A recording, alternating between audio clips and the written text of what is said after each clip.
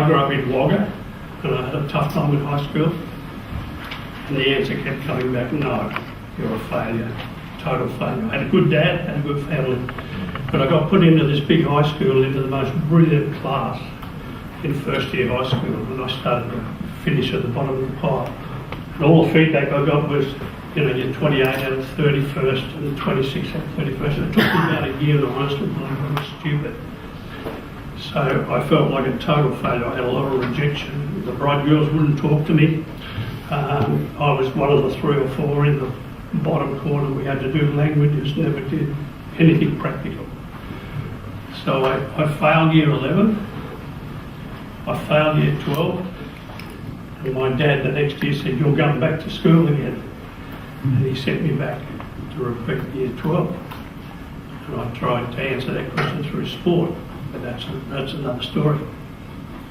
But I was rescued by men who believed in me, who stood alongside me. So I vowed I would never stay again, but I became a teacher for 18 years. I got headhunted to go and study in America with a couple of the world's leading authorities, and I did a master's and a doctorate, done 3 university degrees. And I've always worked with men from that time on for the last 50 years. I'm 74. I've got 3 sons and 9 grandchildren. And I want to encourage you by saying, look, my life has got better. I had this terrible rejection and I suffered terribly from it. But I got picked up. But 15 years ago, I picked up a book because I taught about the writing process. And I know that every writer has to start with a hook. So I love to pick up books and just read the first sentence. And I picked up a book by Stephen Vidal 15 years ago called Manhood, and I read the best hook I've ever read in my life. Most men don't have a life. And I couldn't believe it. I thought, you can't write a book about that.